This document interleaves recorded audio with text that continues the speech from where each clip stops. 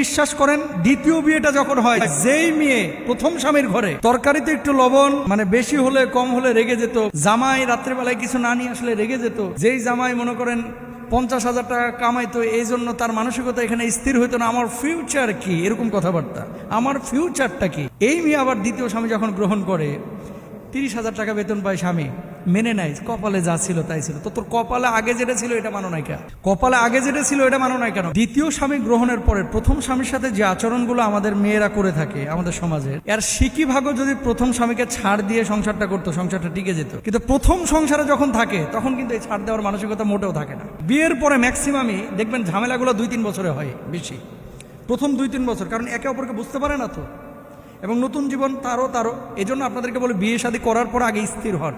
প্রথমে একেবারে হামলে পড়েন না, ঝাঁপায়া পড়েন না। কি পাইলেন? আরে ফিউচারের পুরো সময় তো পড়ে আছে, কেবল মেয়েটা আপনার ঘরে এসেছে, বাচ্চা